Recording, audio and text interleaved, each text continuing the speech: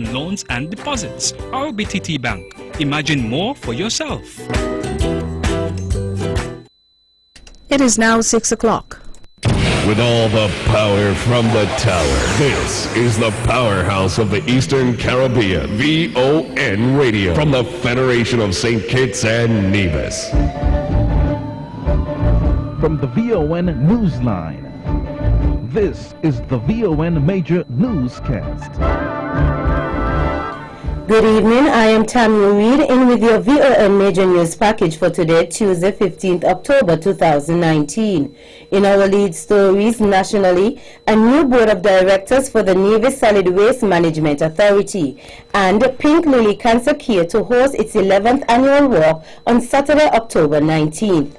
Regionally, at least 8 dead after mass shooting in Puerto Rico.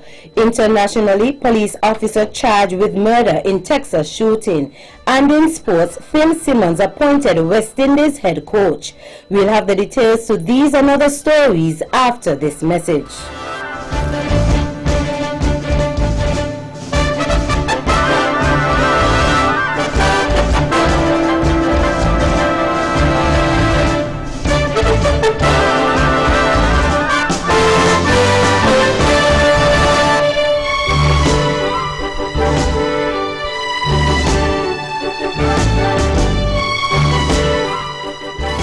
Another look. Different from how you've seen it before. Another look. Takes an in-depth look into business, politics, science, technology, religion, and more. Another look. Featuring documentaries from the BBC, regional features, and local ones too. Another look. Every Monday at 3 p.m. on the Eastern Caribbean's powerhouse, VON.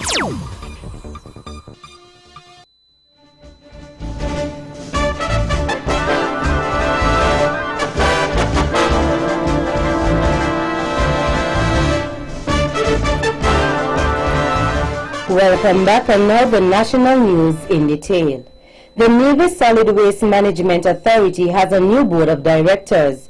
The announcement was made during the installation ceremony on October 14, 2019 at the Ministry of Communications Conference Room in Charlestown. Junior Minister of Health here on Nevis, the Honorable Hazel Brandy Williams, stated that the new body will run the affairs of the authority for the next 2 years. Mr. St. Clair Wallace is the new chairman of the board, as he was instrumental in establishing the first solid waste board nearly 15 years ago.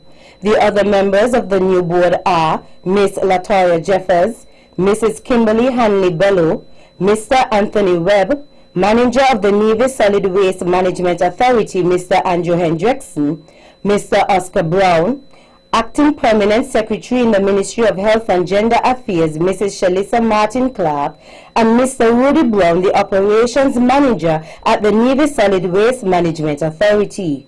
Junior Minister Brandy Williams also acknowledged the group had the necessary experience for advancing matters pertaining to the Nevis Solid Waste Management Authority. Pink Lily Cancer Care here on Nevis will host its 11th annual walk on Saturday, October 19th from Chickenstone to Pinnis Beach at 6 a.m. This year's event will be held under the theme Encourage. Pink Lily Cancer Care is a non-profit organization that seeks to raise awareness of all forms of cancer for both men and women. According to the chairperson of the Pink Lily Cancer Care, Ms. Tracy Paris, the organization was launched on February 9, 2008 as Pink Lily Breast Cancer Care. It has since been renamed Pink Lily Cancer Care. Here is Ms. Paris. We have our registration Wednesday the 16th and Friday the 18th in the Memorial Square in Charlestown. T-shirts and bandanas will be $50 for adults and $40 for children 12 and under. So we encourage everyone that supports us over the years and continue to support us again for this year's Courage Pink Lily Walkathon. She also expressed her thanks for the support thus far. I would like to tell the public that big thank you for all the years of the support. And they may think it's just the walkathon that we do, but in fact that we are ongoing all the time, all year round. And I just want to thank the public also, those who continue to ask for my sister Lee and how she's doing, and ask after my mum. I just want to say thank you very, very much. It's very much appreciated. Chairperson of Pink Lily Cancer Care, Miss Tracy Paris. Law enforcement officers completed a one-week training course which ran from September 16th to the 20th, 2019. Thus, lawmen are more knowledgeable in the area of international passenger interdiction at international airports. The course was conducted using the CBSI Connect Learning Management System, which allows for training to be conducted in several territories at the same time through an internet connection. CBSI Connection is a project which is funded by the American people under the Caribbean Basin Security Initiative, CBSI. Participants were from the police force, the Customs and Excise Department, and Immigration. The training was designed for law enforcement officials to improve the ability of frontline officers at international airports to intercept illicit cross-border activities of both goods and people. Local course facilitator Ivor Rensford said that the training will aid in the establishment of a network for information sharing and support. The officers now have additional skills and knowledge as border security officials with a specific focus on interviewing and targeting, and now have the tools to better detect, arrest, and prosecute persons involved in illicit cross-border activities. Some of the areas of focus during the course were passenger selectivity, behavioral analysis and interviewing techniques, interrogation techniques, post-seizure analysis, airport searches, and integrity. Officers are being prepared to utilize the computer-based data collection system that the Royal St. Christopher and Nevis Police Force, RSCNPF, is introducing. Currently, a 6-week Basics in Computer Training course is underway at the Police Training School, which began on September 12 and will conclude on October 25, 2019. 11 officers and 1 warden are enrolled, and sessions are held twice per week, which are being facilitated by the Technical Operations Coordinator for the force, Sherman White. The course covers topics like parts of the computer, different types of computers, Microsoft Office, and online security and safety. Mr. White disclosed that there are plans to implement an intermediate and advanced computer course in the future. He added that upon completion of this training, the course will be offered to civilian staff. Recently, the Police Records Management Information System, PRMIS, was officially launched as part of Carry Secure, which is a USAID-sponsored project aimed at strengthening evidence-based decision-making for citizen security in the Caribbean. St. Kitts and Nevis, and by extension CARICOM member states, observed Caribbean Statistics Day today, October 15, 2019. In a message to the nation, the Honorable Eugene Hamilton gave a brief history of how the day came about. The observance of Caribbean Statistics Day by National Statistics Offices and the Caribbean Community CARICOM Secretariat was agreed to by the Standing Committee of Caribbean Statisticians at its 33rd meeting in Barbados in October 2008, where it was agreed that Caribbean Statistics Day will be commemorated on the 15th of October each year. Caribbean Statistics Day was first observed in the Caribbean Community CARICOM in October 2009 under the theme Better Statistics, Better Management, Better Development Outcomes. The theme for this year, as it was last year, is Building the Resilience of the Caribbean Community. He stated that statistics are critical here in the Federation. Statistics is important to government. It is important in the management of policies and programs. It is important to the business sector.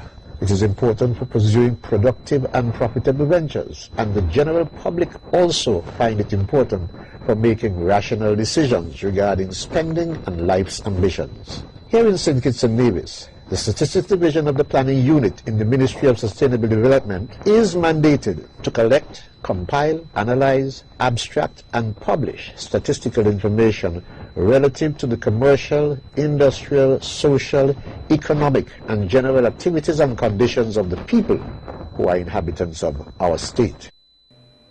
The Honorable Eugene Hamilton. Meantime, students from both the Washington Archibald and Fairchild High School in St. Kitts were on Monday, October 14th, educated on the importance of statistics and careers in the field. Project Analyst in the Sustainable Development Goals SDG, Secretariat of Statistics Canada, Eleanor Melanson, told the students that statistics is about turning data into knowledge. The project analyst is currently in the Federation to partake in the Department of Statistics Week of Activities in observance of Caribbean Statistics Day, today, October 15.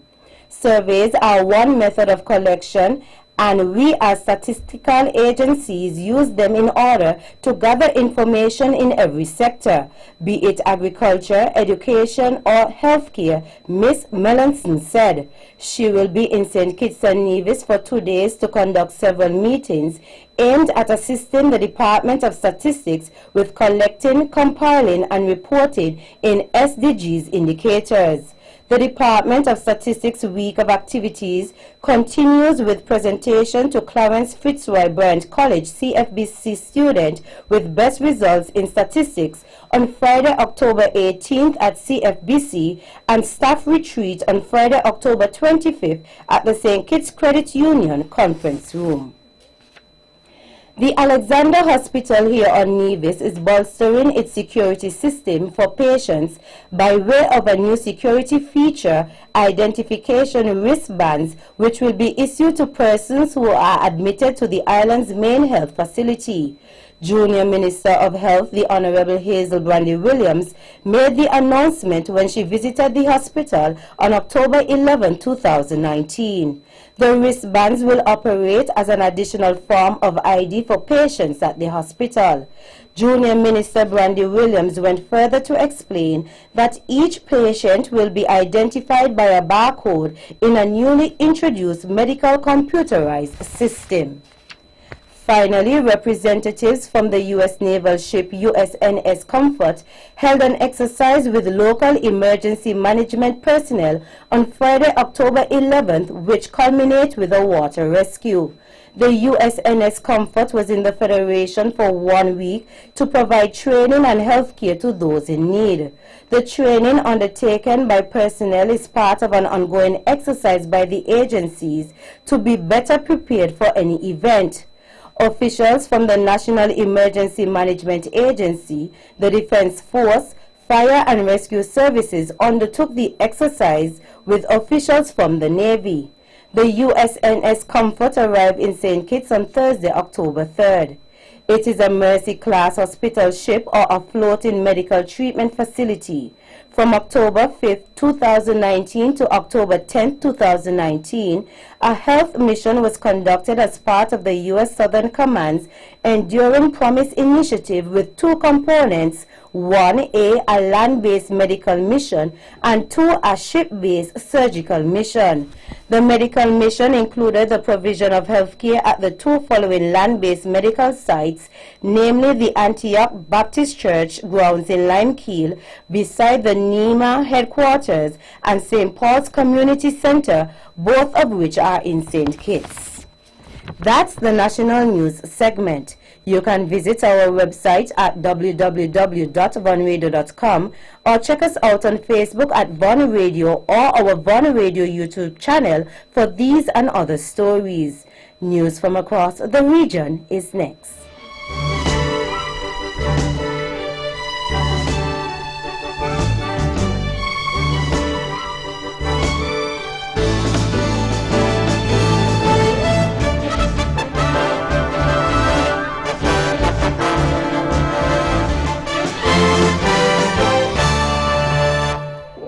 Life can be more fulfilling when we take the time out to smell the roses. And that's why your friends and family at the Bank of Nevis are experts at picking the flowers that best describe you.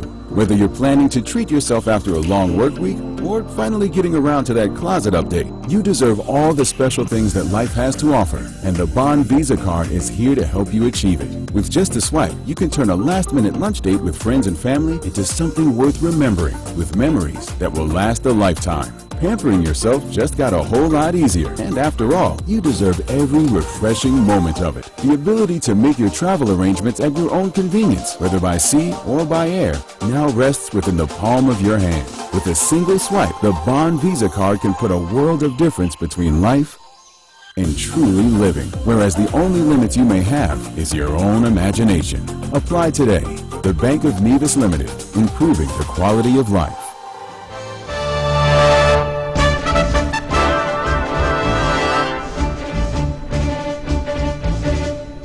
Welcome back, and now the regional news in detail. In Puerto Rico, at least 8 people are dead following a mass shooting in San Juan, Puerto Rico, according to CBS News. Gunfire erupted Monday night in the residential neighborhood of Rio Pedras, not far from the University of San Juan, according to a report from the Noto Centro, a news outlet on the island. 7 men and 1 woman were killed. Following the shooting, Governor Wanda Vazquez announced plans to hold an urgent meeting today to address security measures on the island. Earlier this year, the top FBI official in Puerto Rico said that the island is facing what he calls a crisis of violence, asking for more personnel and resources to be sent from the U.S. mainland, according to a report. ClickOrlando.com says the wave of violence and crime comes as the island continues to struggle to recover in a number of ways from the damage left behind by Hurricanes Irma and Maria. No other details on Monday's shooting were immediately available. The National Hurricane Center, NHC, in Miami says a tropical depression has formed in a part of the Atlantic where development is rare this late into the hurricane season. Tropical Depression 15 formed Monday evening from a large area of low pressure located just off the western coast of Africa. The depression, with maximum sustained winds near 35 miles per hour, was moving towards the northwest at 10 miles per hour. Slight strengthening is possible during the next day or so, and the depression is forecast to become a tropical storm on Tuesday. Weakening is forecast to begin by Wednesday morning, when the cyclone will be moving away from the Cabo Verde Islands, the NHC said. Tropical Depression 15 has formed in the far eastern tropical Atlantic, 20.2 degrees west. This is the furthest east that a tropical depression has formed in the tropical Atlantic this late in the calendar year on record. No tropical storms have formed this far east in the tropical Atlantic Ocean so late in the season since satellites tracked them in 1966. In Barbados, one of government's special economic advisors is promising a comprehensive change to the doing business environment in Barbados in coming months as the Mia Mottley administration seeks to develop entrepreneurship and encourage more investments in the country. Economist Professor Avinash Prasad suggested that the doing business climate in Barbados was skewed in the favor of some while excluding others. This, he said, coupled with a lack of new financing models, was contributing to a lack of opportunities for more Barbadians. However, he said even that would not be enough, adding that government would also be creating opportunities for people to own businesses and share in the ownership of businesses. Mr. Prasad said the government would soon be introducing a new regulatory regime on peer-to-peer lending. Out of Jamaica, Transport and Mining Minister Robert Montag says government is exploring the feasibility of building an airport in Mandeville, Manchester to meet aviation needs on the island's south coast. In the meantime, the minister said that a number of upgrades are being carried out at some of the country's aerodromes or airdromes. An aerodrome is a small airport. Work is also being done at the Negril Aerodrome in Westmoreland to improve drainage. Jamaica has 2 international airports, Norman Manley International Airport in Kingston and Sangster International Airport in Montego Bay, the most popular airport for tourists visiting the north coast of Jamaica, as well as several other airstrips and aerodromes. Finally, in St. Lucia, 2 women have been arrested for smuggling cell phones into the Baudelaire Correctional Facility on Saturday, October 12, police sources said. The women reportedly tried unsuccessfully to pass the phones on to the inmates. Everyone, including visitors, is subject to searches prior to entering the facility. However, it appeared the cell phones were very well hidden in body parts of the females, according to the sources. St. Lucia News Online says the suspects are believed to be between their late teens and early 20s. Smuggling contraband into the BCF is nothing new. Even correctional officers have been caught attempting to smuggle illegal items into the facility over the years. A total of 661 items were seized at the facility on June 5, 2018. The contraband included 12 cell phones, 115 lighters, 3 portions of marijuana, 31 weapons, 172 blades, and 141 shavers. BCF officials have said criminal activities at the prison will not be tolerated. That's it for our regional stories. Stay with us for news around the world.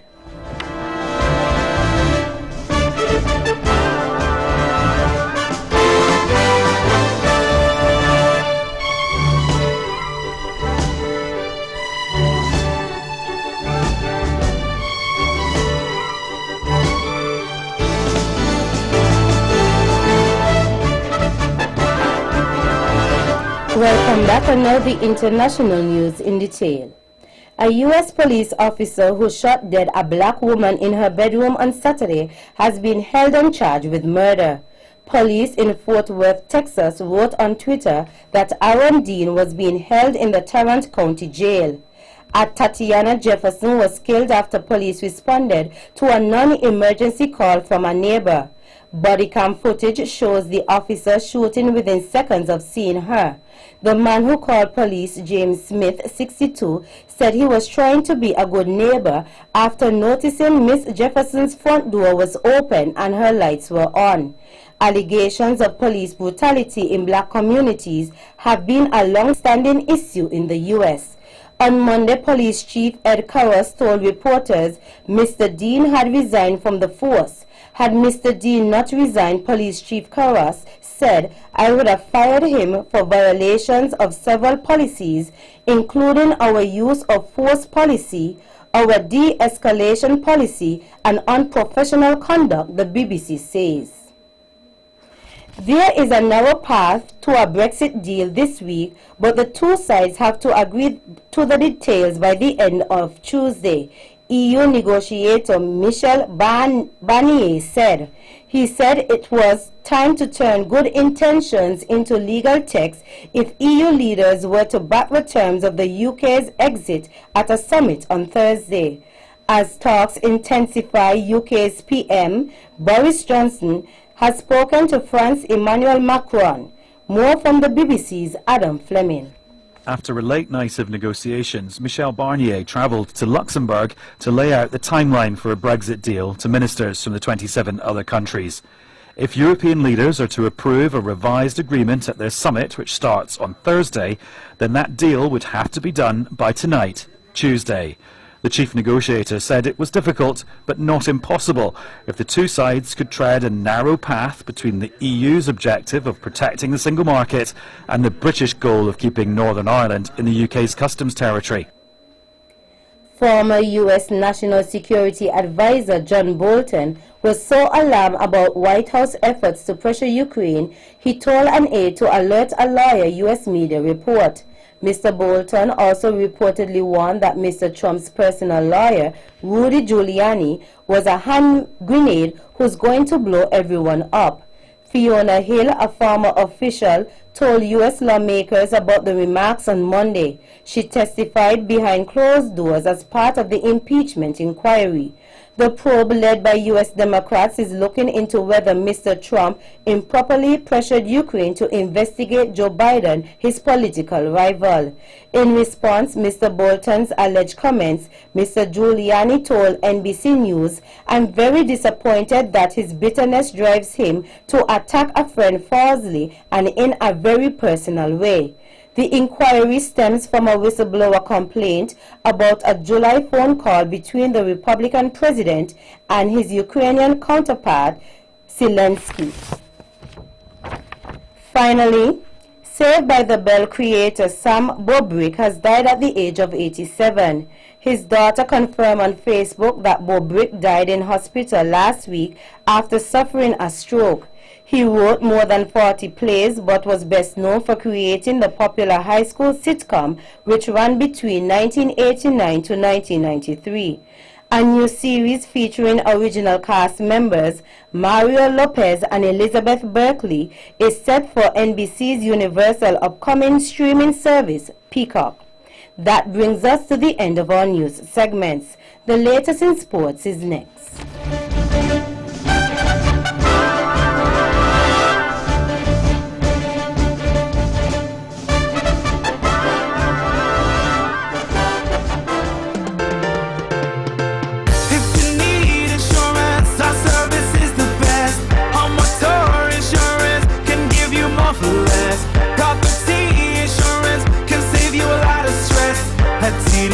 Insurance Company Limited.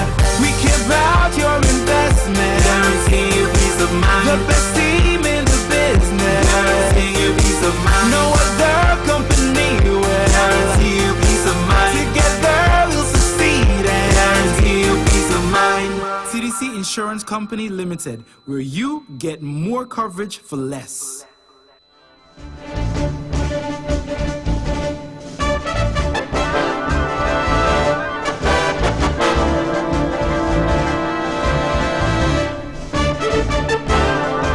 Welcome back, another sports in detail. In cricket, West Indies CWI has announced the appointment of former West Indies player Phil Simmons as the head coach of the West Indies seniors men's team for a period of 4 years, as well as the appointment of 3 new selection panels. Phil Simmons was confirmed as the head coach during a meeting of the CWI Board of Directors on Monday, following the conclusion of a short but intensive recruitment process. According to the Antigua Observer, the board has made it clear prior to the start of the recruitment process in September that persons without West Indian heritage need not apply.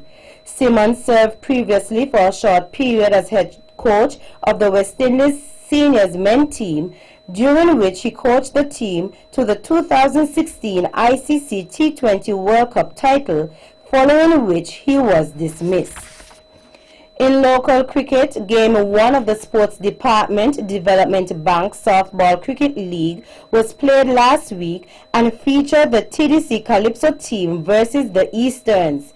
The match was played at the ETW Park here on Nevis. Calypso won the toss and batted first. Summarized scores: TDC Calypso 86 for 6 from 10 overs. Eastern 41 for 9, all out in 9.3 overs. Calypso won by 45 runs. Man of the match was Tyrese Jeffers.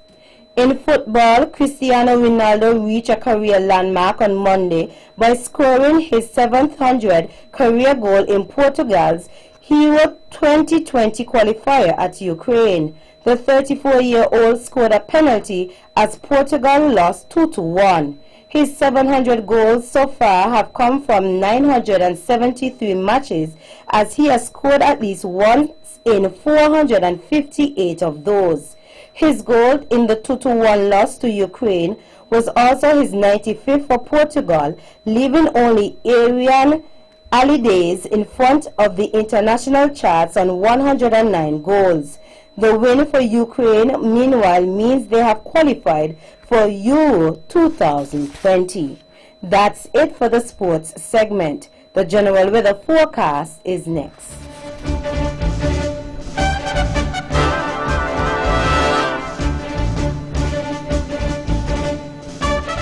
Welcome back, and now the local weather forecast for St. Kitts and Nevis. Weather tonight partly cloudy with a 40% or moderate chance of showers. Weather tomorrow partly sunny with a 40% or moderate chance of showers. Winds east-northeast at 5 to 12 knots. Seas less than 1.5 meters or less than 5 feet.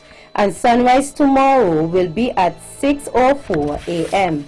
And that's how we wrap up the major news package for today, Tuesday, 15th October 2019. Before we go, let's take a look at the headlines once again. Nationally, a new board of directors for the Nevis Solid Waste Management Authority and Pink Lily Cancer Care to host its 11th annual walk on Saturday, October 19th. Regionally, at least 8 dead after mass shooting in Puerto Rico. Internationally, police officer charged with murder in Texas shooting. And in sports, Phil Simmons appointed West Indies head coach. On behalf of the rest of the news team, I am Tammy Reed wishing you a pleasant evening.